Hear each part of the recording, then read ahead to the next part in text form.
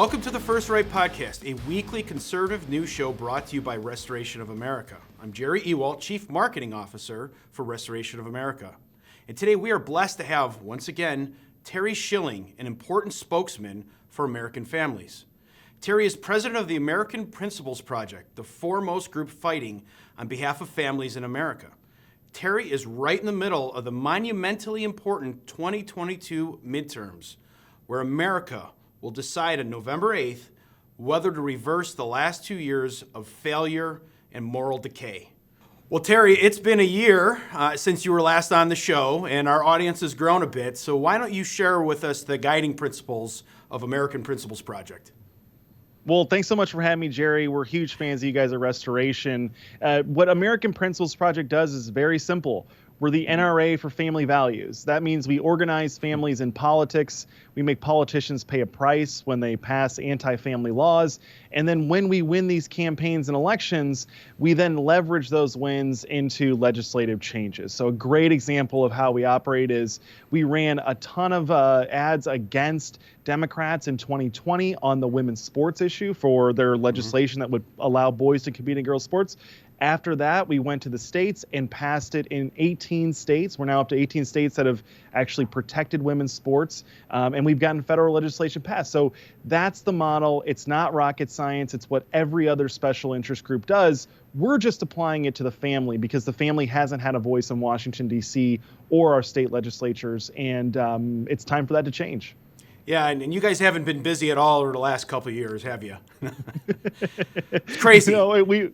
We've had our work has been cut out for us, but you know what? It's so rewarding because we get to actually go meet a lot of these families who have had to deal with these policies firsthand, whether it's, trying to sexualize our kids in schools or change their gender, but we've gotten to work with them. And so it's very rewarding and we're making progress and we're going to win. But it's building something, that's for sure. And that's awesome. A lot of work. Yeah, no, we're so grateful for what you and the whole organization is doing. It's amazing. And I reflected back on that 12 months ago because we were sitting right before a big election, right, in Virginia. It was the governor's race. And there was a couple topics, but one of the main topics that came out of that had to do with parents and what their involvement in schools and what their kids were being taught. And what we learned, we had all these parents across the country learn that their kids were under attack by the schools. Maybe they didn't even know it, but they knew it 12 months ago. And I always kind of view this as this was the time where kids' imagination were allowed to run wild. It's kind of like when you're a 5-year-old and you think, well, I'm a boy, but I'm going to play as a girl today, or I'm a girl, I'm going to play as a boy. Maybe I'll be an animal today. I mean, this is normal 5-year-old type of behavior, but something you wouldn't expect to happen in middle school, in high school, and not only happened there, but encouraged by teachers. And that was one of the big things that we uncovered, yourself included, in last year's governor's race.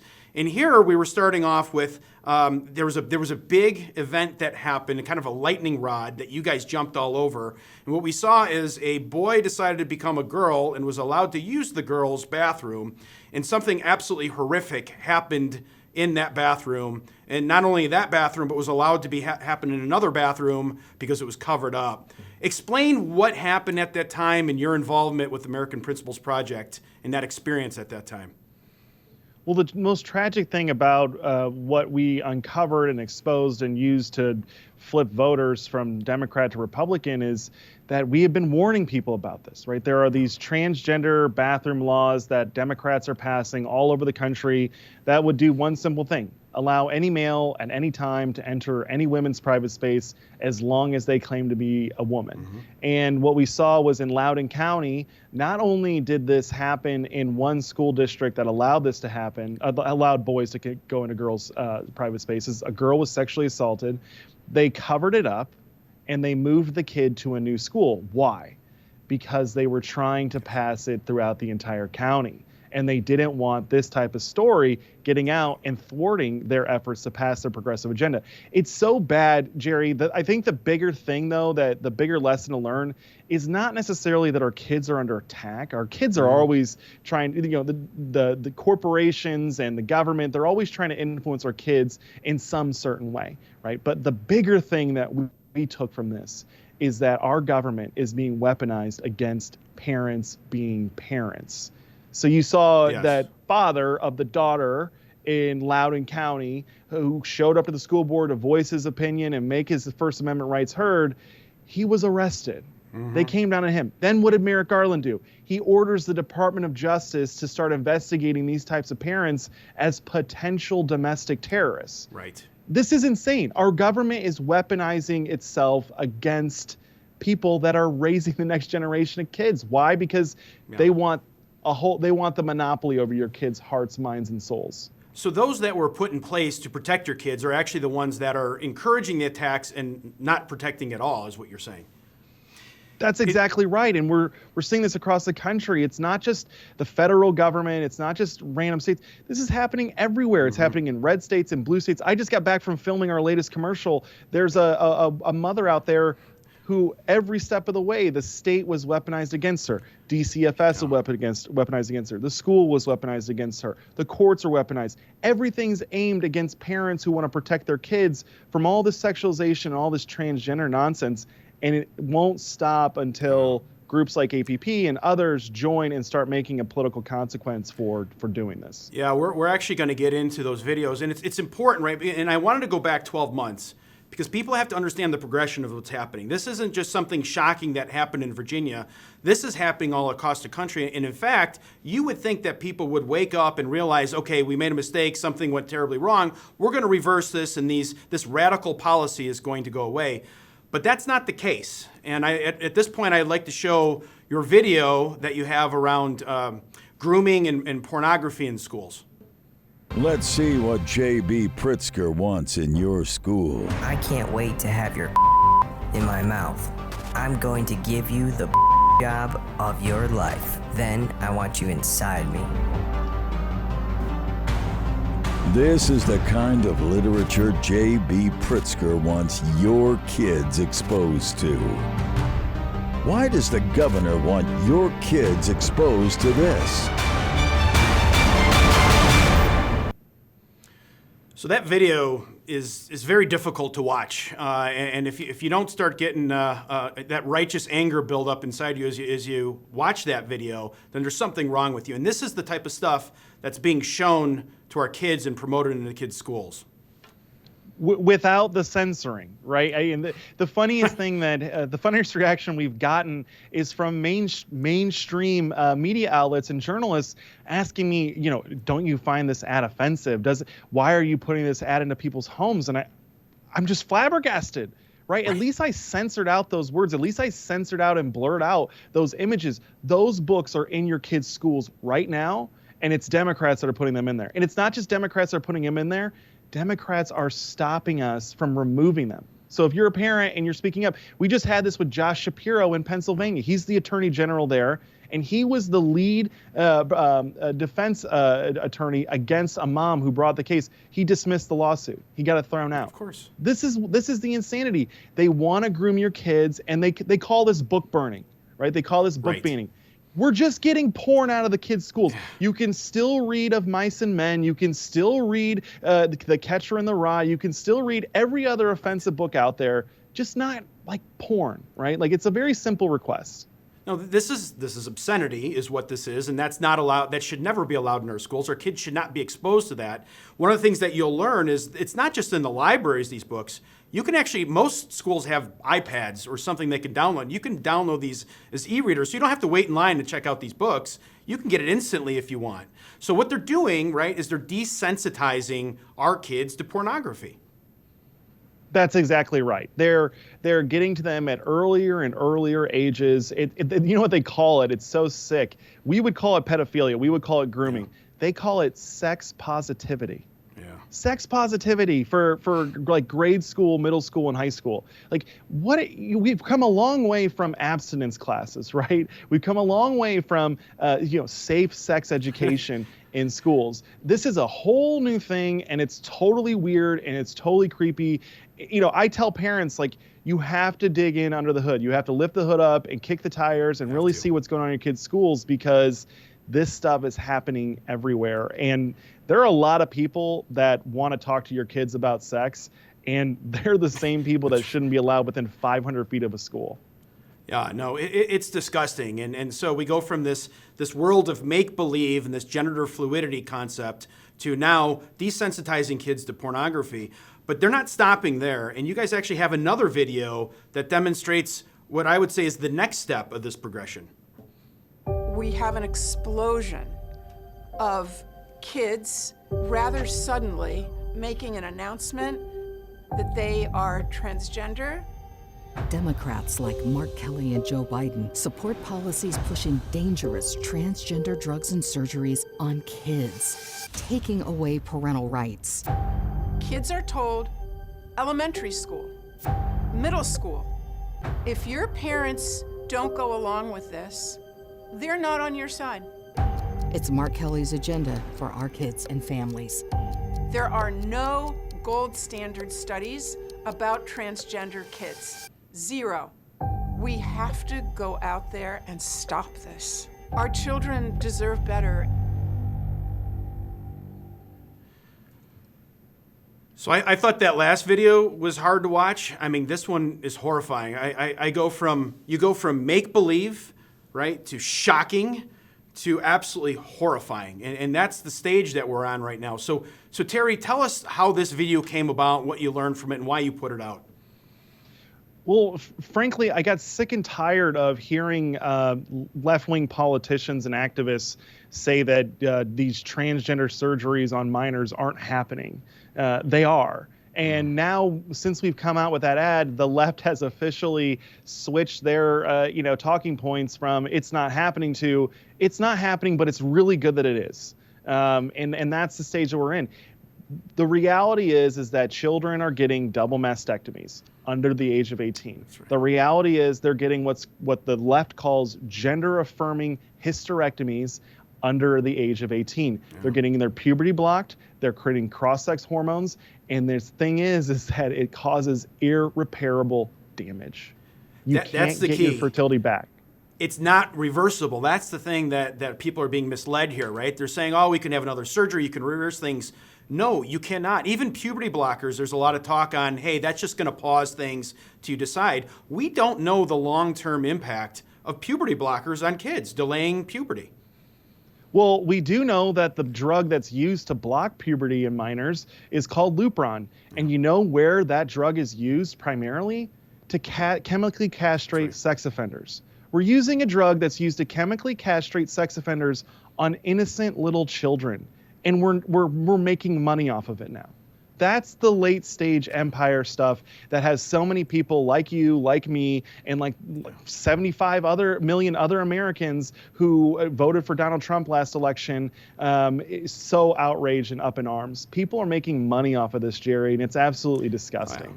It's absolutely terrible. I couldn't agree with you more. And it's this concept, if you give them an inch, they take a mile, right? You start off by saying, well, boys can use girls' bathrooms. And before you know it, the boys or girls are transitioning into a different sex. That's irreversible. And they have to live with those consequences for the rest of their lives. As kids, their brains aren't even formed at this point.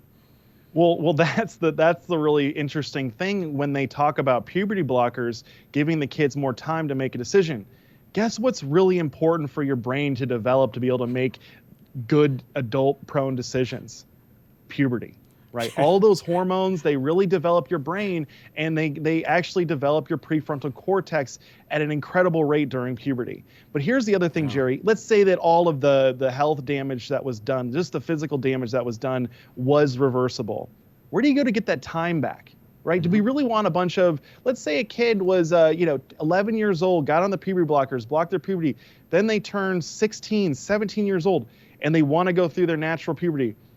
Don't you think that's a little late to be going through puberty? All your peers have now gone through puberty. You're the awkward one now. We're actually making life more hellish. Who wants to go through puberty when they're 20? Who wants to go through? It's a tough time in your life. You feel uncomfortable in your own body when you're 10, 11, and 12, and 13 years old. It's part of your life. And now what we're doing, the thing that bothers me the most, I have 3 girls, and I have 6 kids actually, but 3 of them are girls. But the thing that kills me is it's a 4,000% increase among adolescent girls. Yeah. that this is happening. They're preying on people that are already insecure with their bodies. That's what's most evil, and they're laughing all the way to the bank. Well, we talked about the physical harm that's happening to these children through these surgeries, but the biggest one, and I think this is what you're saying, is the psychological damage that happens to these kids. So if you're desensitizing them to pornography, right, and telling them, hey, explore this, experiment with this, right, regardless of which gender you associate with, that's what they're being told, you're going to mess up that kid, and it's going to take a long time, and it's this downward spiral, and then before you know it, maybe they go in for these surgeries. So the psychological impact at every phase of that game that we're talking about is going to mess these kids up long term. I mean, this is our future. This is our future. That's exactly right. And what I tell Republican politicians is, you have to stop this now. Even if there weren't political ramifications, there are societal ramifications here, right? Forget about your own, interests here. Do you really think the world's going to be happier, that America's going to be more productive with a bunch of sexually destroyed people where we've mutilated them as young children? Do you understand how expensive that's going to get, the malpractice lawsuits and just the destruction that's happening right now, how we're going to have to pay for that down the road? These people, the suicide rate increases after they transition. Yes. Right? We need more people on this earth. We already have a depopulation problem. More hands make for light work. Right? And we're killing them. We're depressing them at a minimum. And you hear the horror stories of these kids that were transitioned at a young age and now have begun to detransition. It's horrific. I mean, the things that they have to do to keep their bodies up, the multiple surgeries that are required just to get to where their body can actually function normally, the constant hormone treatments. It's a nightmare. No one should go through this. Well, there's a lot of corrective surgeries that have to happen, because when you start rearranging things and making it into a different part than it was originally intended to, that new part doesn't work the way it's supposed to, and a lot of times that messes up the body even further, requiring further and further surgeries.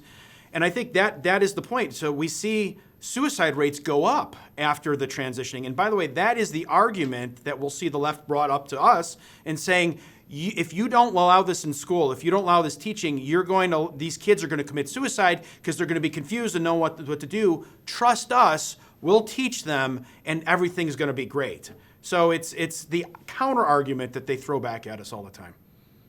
And we're about to release an ad that will blow that lie out of smithereens, or into smithereens. The ad that we're about to launch this week is so powerful, so moving, and it destroys the argument that these are life-saving treatments. I can't wait for you guys to see it. It's going to be very powerful, but it's all lies. It's all propaganda. If a child is suicidal, it's not the gender dysphoria that's causing it. There's something else rooted there, and we need to figure it out, because getting cosmetic surgeries, changing the hormonal makeup of your body, is not going to make you any less likely to commit suicide than a breast job would do, or anything else cosmetic, or a new car or a new pony. None of that's going to stop you from wanting to kill yourself. There's something deep down that's wrong, and we need to fix that problem. Well, it's evil. There's no other way to say it. It's an evil agenda. There's no doubt. So Terry, I think, there's two steps to reversing this evil agenda, right? The first step is getting the awareness out, getting out the information of what's really happening in our schools and what's happening to our kids. You guys are doing a fantastic job of doing that. I'm glad we showed those two videos. I can't wait to see the third one that you're talking about in the near future. That's step one. Step two, we've got to get these people out. The elected officials that are allowing this to happen, they need to be voted out of office. And we have a major opportunity on November 8th to do just that. So are there any races that you are particularly interested in looking at that's a must-win to get this reversed? Well, so obviously, Blake Masters is top of mind. Adam Laxalt. First of all, we need to. A lot of these problems are rooted at the federal level, right? And I don't want to dismiss the state level, because there's a lot you can do there. But a lot of this, the federal government is mandating that insurance companies cover this stuff for kids. They're funding it through Obamacare. There's a lot of levers that we can do. So we have to take back the Senate. we have to take back the House, and we have to start putting restrictions. We worked with Tom Cotton last year to get what we call the Cotton Amendment passed, which banned funding for critical race theory and racially divisive concepts being used in federal programs. So that passed. We need to follow that same formula for transgenderism and the ideology of transgenderism, and just carry it all the way through. So we need to take back the federal government, but also there's a lot of great state and local races. Carrie Lake will be awesome. Tudor Dixon will be awesome.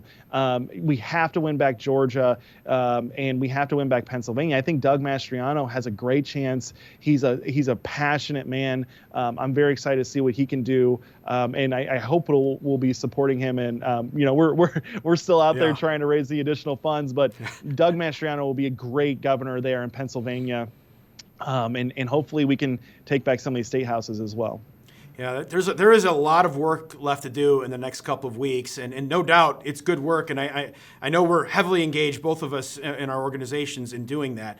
How do we wake up people and get them more involved? We need people to get out and vote. How can they help other than voting? What can we do to wake these people up? So obviously you have to vote. You have to talk about this, and not just online, right? It's one thing to be out there and speaking about it online, but it's really important that you talk to your neighbors, your family, and your friends, right? These are the conversations that make it. We all know those family members that are just quiet Democrats. We kind of let them be because we don't want to shake things up. Well, things are shaking up. Right? And your kids are being sexualized. Your kids are being destroyed. They're being targeted all across the country and in every different way that they can. If it's online, if it's in person, if it's in school, they're in your kids' schools, right? So you can't really push this off anymore. You have to kind of make things uncomfortable, or at least be willing to risk things being uncomfortable. So have those conversations with your family and friends and your neighbors. It makes it so much more real. Jerry, you and I can deliver as many campaign ads in front of these people as possible, and it's going to move the numbers. But what makes it even more real is when their family member, their friend, or their neighbor actually brings it up to them and pushes the conversation. And you might not win them all over on that first one. They're probably not going to believe you because so much of this stuff with sex changes for kids. I mean, think about it. I just said sex changes for kids. Did you ever think we'd be talking about this or that it'd be happening? No, no one's going to believe it. But they'll research it, they'll find the facts, and hopefully change their minds. But it starts with those conversations, those one-on-ones. Yeah, no, absolutely. And look, here's the thing: if you're silent, you're going along with this evil agenda. It's that simple, right? You need to stand up and say something about this because our kids are under attack; they're being destroyed, and we said that is our future, and we're allowing it to happen when you're silent. No, that's exactly right. And these kids are going to be future voters someday, right? And if you're starting off third grade learning about this crazy stuff that you saw in that ad from the book Genderqueer, you're not going to be voting conservatively. You're not going to be voting American, right? You're going to be voting progressive and Marxist and communist because you're going to be broken. You're going to have a distorted worldview. And that's, if you think about it, sex is very simple. It's where life begins. It's where life is conceived, right? So when you screw up sex, when you make sex degenerate, you make humanity degenerate. And that's why the left is so focused, because if they can twist and screw up sexuality, they twist and screw up and create chaos throughout all of the rest of civilization and humanity. We recently just had Tiffany Justice on for Moms for Liberty, and they're doing some great work at the school board level. What are you guys doing at the school board level? Is there any opportunity there? Because I know as a father of 4, not 6, but 4, I've been very involved with these school boards, and it's shocking. So there's a lot of change that has to start there. What are your thoughts? We believe that this is kind of like a sandwich. You got to handle it from the top and the bottom, and the school boards are the bottom, right? So, we just talked about how a lot of these problems are rooted at the federal government. The federal government has federal grant agreements and they tie strings to it. So all this diversity, inclusion, equity, that's all rooted from the Department of Education and Health and Human Services, all of it. So we have to cut it out there. And that's APP's primary focus, is the federal level. But I'm excited to tell you guys that we just did an experiment in Polk County, Florida, where we invested in 4 school board candidates in their local race 2 of them won outright. 1 of them is going to a runoff. That race right there will determine the makeup and the control of that county school board. And so we're going to be reinvesting money there, helping get that person elected and over the finish line. But yeah, it's not our specialty. It's not our forte, but it's super important because if you change all that at the federal level, but don't do it at the local, it's all for nothing. Yeah. And vice versa, because these schools will have to give up, if you don't take over the federal government, these schools will have to give up 30% of their budget on average. That's right. By not going along with those federal grant agreements. So we've got to solve both problems. Well, that's fantastic, Terry, and we're so grateful for all the work that you're doing, APP is doing. It's fantastic. It's much needed. If someone wants to get involved with what you guys are doing, how do they do that? It's very simple. 2 things. You can go to our website at AmericanPrinciplesProject.org, or you can follow me on Twitter, Instagram, Truth Social, Getter, all of that at just Schilling 1776. So SCHILLING 1776. That's great. Well, Terry, it's been an honor and a pleasure to have you on the show today. Thank you so much for all that you're doing. Thanks so much, Jerry. Thanks for having me. Well, all right, that's our show for today. Thank you so much for tuning in and supporting conservative media. And don't ever forget that by working together and staying diligent, we conservatives can bring our country back to true greatness. Until next week, let's all keep praying that God will continue to bless America. First Right, a new kind of news summary without the liberal slant. Every morning, in your inbox, always free. Subscribe by texting First Right to 30161. That's First Right, all caps, one word, to 30161.